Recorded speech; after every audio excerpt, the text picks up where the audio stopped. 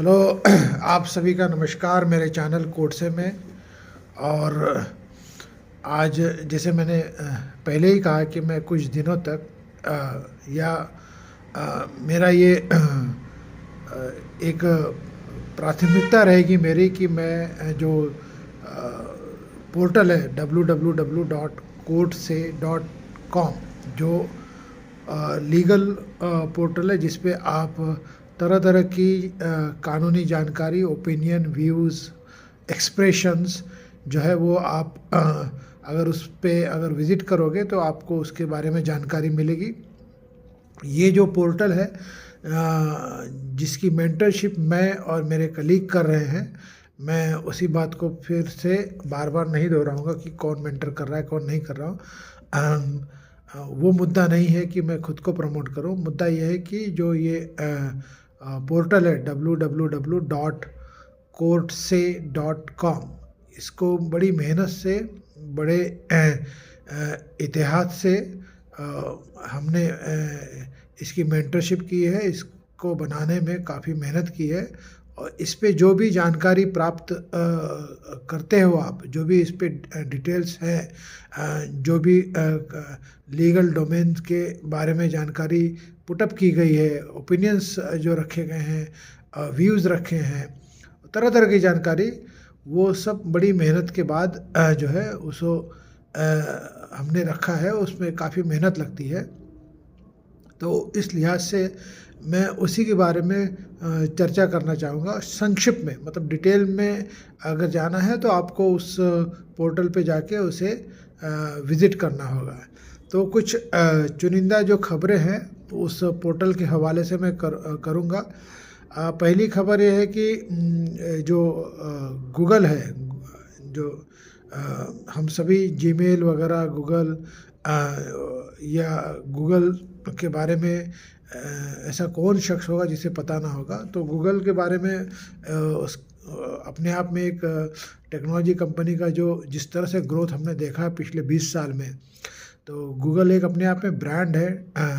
तो उसके बारे में क्या ही बात करें। लेकिन गूगल जो है, उन्होंने एक यूएस कोर्ट ऑफ अपील में जो उनके खिलाफ जो मोनोपली का जो चार्जेस लगा हुआ था, जिसके अगेंस्ट में काफ़ी हेवी और हेफ्टी फाइन्स लगी है, उसे स्टे करने की दरख्वास्त की है। ये एक मुद्दा है जो इंटरनेशनल लीगल डोमेन से जुड़ा है। फिर दूसरा जो मुद्दा है वो है एयर कैसल और स्पाइस जेट। इनका जो मतलब एनसीएलटी में इनकी प्रोसीडिंग्स चल रही थी, जिसमें आईबीसी इंसॉल्वेंसी प्रोसीडिंग्स जो है वो एयर कैसल ने स्पाइस जेट के खिलाफ दायर की थी। तो एयर कैसल ने ये जो भी इंसॉल्वेंसी प्रोसीडिंग्स है स्पाइस जेट के खिलाफ, उसे ड्रॉप कर दिया है। ये एक अहम खबर है। अगली अहम खबर है एलआईसी की। एलआईसी ने जो पब्लिक सेक्टर अंडरटेकिंग है गवर्नमेंट ऑफ इंडिया की, एलआईसी ने जीएसटी डिमांड जो है, उन यूनियन ऑफ इंडिया ने जीएसटी का डिमांड रेज किया है 116 करोड़ का, उसके खिलाफ अपील दायर की है। ये एक अगली अहम खबर है जो हिंदुस्तान से है। इसके बाद की जो खबर है वो फिर से हाईटेक जायंट्स की है। जैसे मैंने गूगल के बारे में बात की, अब मैं माइक्रोसॉफ्ट के बारे में एक संक्षिप्त में जानकारी दूंगा। Microsoft again Bill Gates promoted company. Microsoft का जो है वो जो भी एंटी ट्रस्ट की प्रोसीडिंग्स उनके खिलाफ हो रही है, वो उन्होंने रिक्वेस्ट की है उसे जंग किया जाए। अब आगे इसमें क्या डेवलपमेंट होगी उसके बारे में डिटेल में जानकारी लेने के बाद ही मैं इस पर कुछ कह पाऊँगा या बोल पाऊँगा। जेट एयरवेज की लिक्विडेशन प्रोसीडिंग्स अपने आप में एक चर्चा का विषय है और जिस तरह से सुप्रीम कोर्ट ने एनसीएलटी के डिसीजन को ओवरटर्न किया और काफ़ी उस पे मतलब टिप्पणियाँ की, स्ट्रिक्चर्स जिसे हम कहते हैं, वो पास किए थे सुप्रीम कोर्ट ने जब जेट एयरवेज़ की जो एनसीएलटी का जो ऑर्डर था उसे ओवरटर्न किया था। तो वो ऑर्डर अपने आप में एकेडमिकली बहुत ही अहम है।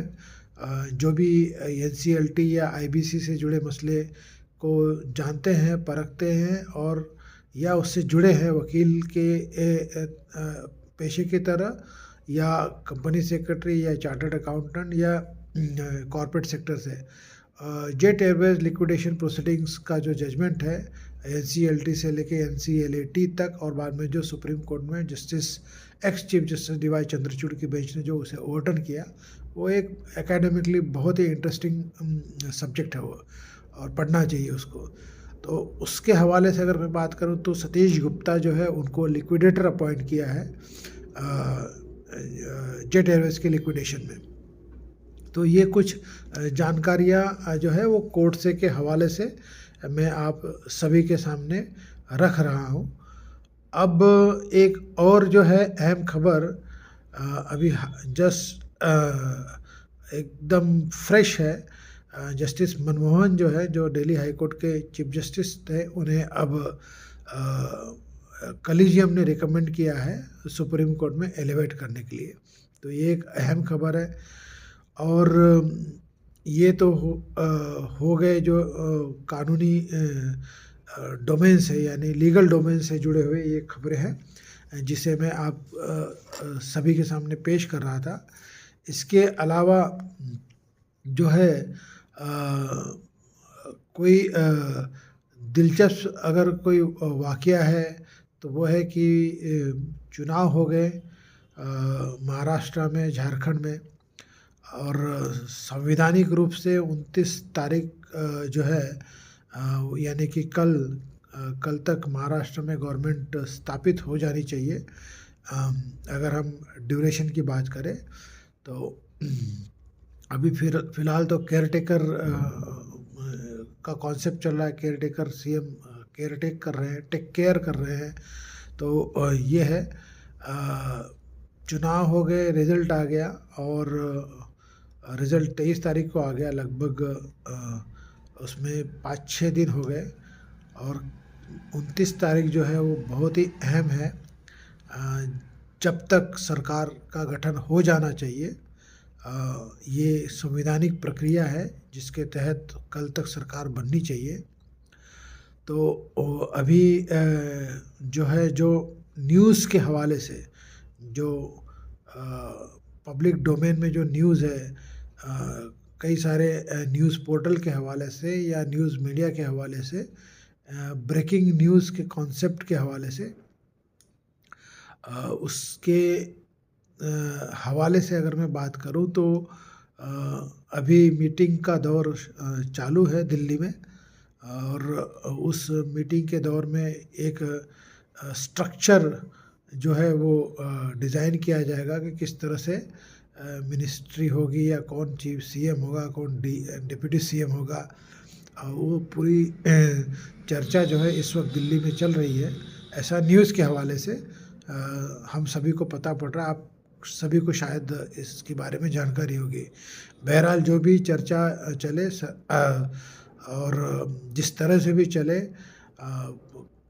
इलेक्शन की प्रक्रिया ख़त्म हो गई, चुनाव ख़त्म हो गए, रिज़ल्ट आ गए, तो सरकार बनने में अब मुझे नहीं लगता कि कल से ज़्यादा और समय लेना चाहिए, क्योंकि 29 तारीख तक सरकार इन प्लेस होनी चाहिए कानूनी रूप से।